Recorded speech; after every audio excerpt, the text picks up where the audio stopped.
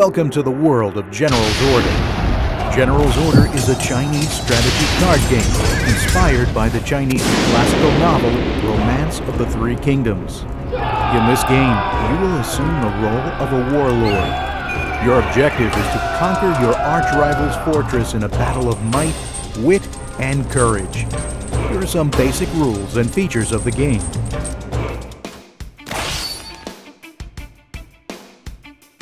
There are 5 types of cards in this game, namely, character cards.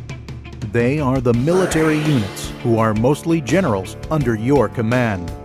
While many of them are veteran fighters or strategists, there are some who possess special skills that are beyond your imagination. Strategy card. They are the tactics which you can deploy to gain advantage when the opportunity arises. Equipment card. There are 2 types of equipment cards, troop cards and armament cards. They help to strengthen your character cards, and their effect lasts throughout the game. Counter card. They are the only type of cards that can nullify certain actions made by your opponent. This gives you an opportunity to turn the tide. Commandment card. Both you and your opponent will choose a type of commandment card to suit your respective playing style and strategy at the start of the game. The commandment effect lasts throughout the game.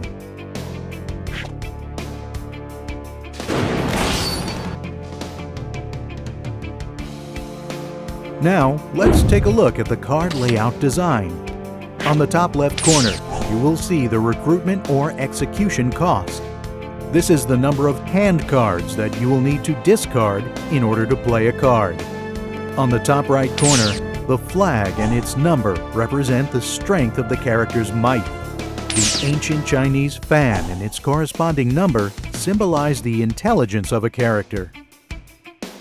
The lower half of the card shows the card's special effect or ability that can be active or passive.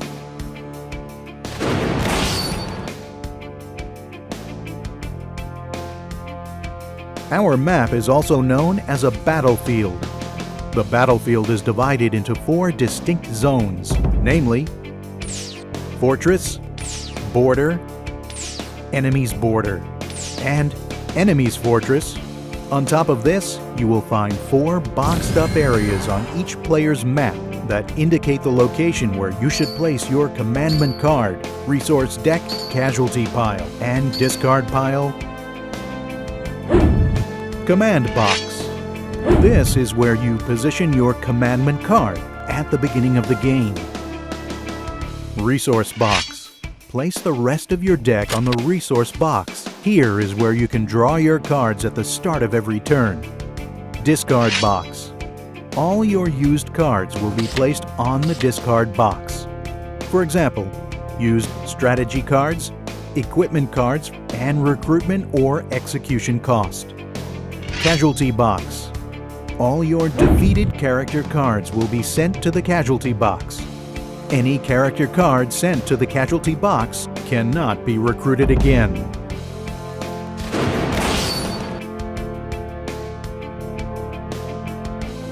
The objective of this game is to deplete your opponent's resource deck to 0.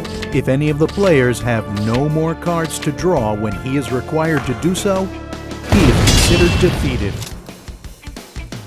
To begin, each player should have 40 to 60 cards in his deck. Cards with the same name should not exceed more than 3 in a deck. Before the start of the game, each player should place the commandment card face down on the command box. Shuffle the rest of the cards and place the deck on the resource box. This will be your resource deck. The next step is to set the commandment card face up. Remember, the effect of the commandment card will last until the end of the game. After determining who is the first player, each player then draws 5 cards from their resource deck to hand. These cards in the hand are commonly known as hand cards.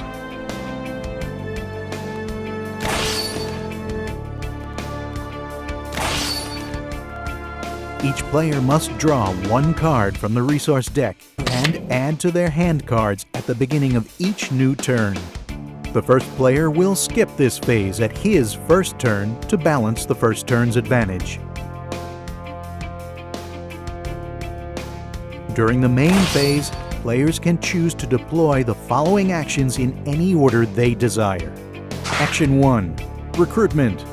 To recruit a character card to the battlefield, simply place a character card from your hand on the fortress zone, after discarding the respective number of hand cards based on the recruitment cost of the character card. Remember, when a character card is recruited onto the battlefield, always place the card on your fortress zone. Each character card is a unique head count.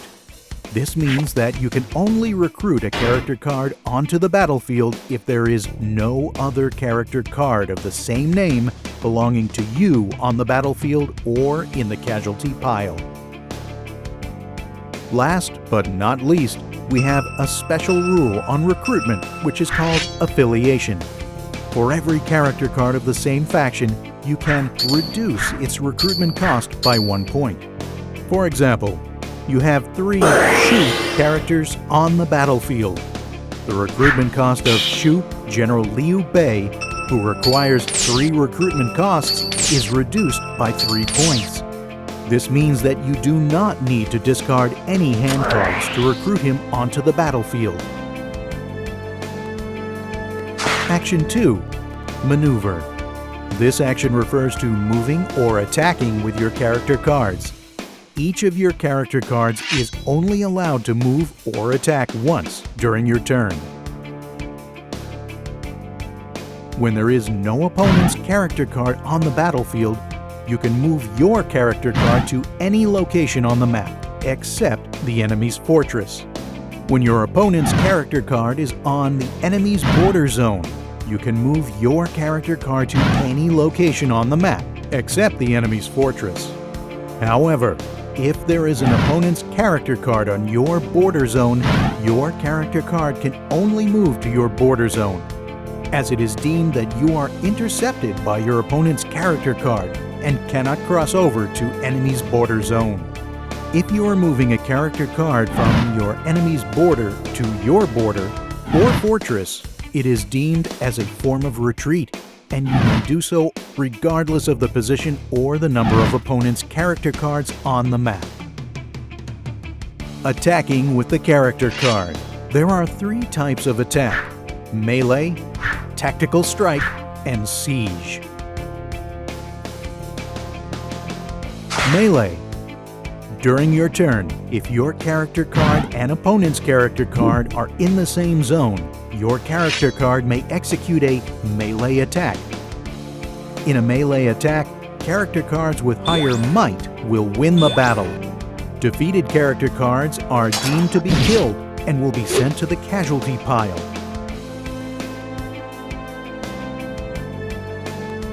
If the might is equal, both character cards will be sent to their respective casualty piles.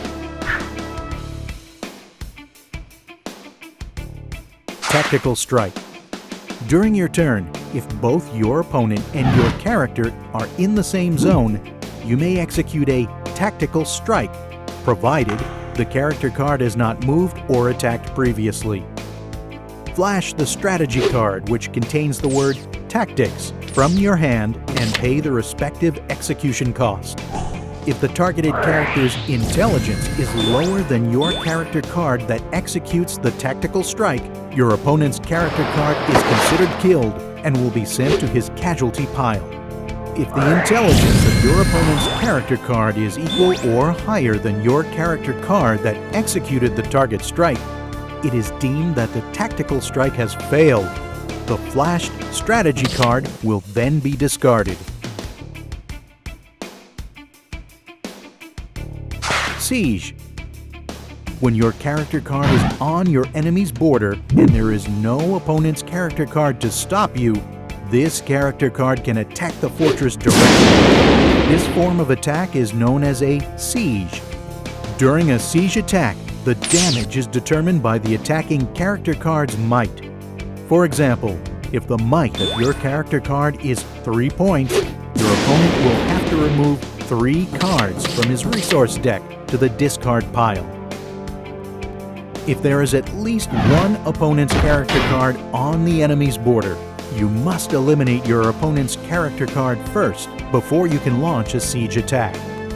You win the game during a siege when your opponent cannot remove the required amount of cards from the resource deck to the discard pile.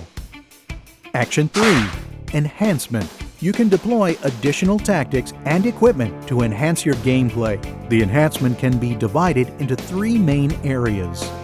1. Activation of a character card's active skill. Most character cards have a special ability, which can be either a passive skill or an active skill.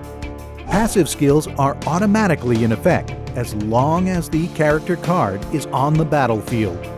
On the contrary, active skills need to be activated for the effect to take place. To activate a character card's special ability, simply inform your opponent of the character card's active skill you are activating. 2. Equip a character card with an equipment card. Each character card can be equipped with up to 1 troop card and 1 armament card. To equip, pay the respective equipping cost. For example, if the troop card requires 2 equipping costs, discard 2 hand cards. Then, place the equipment card face up with the character card.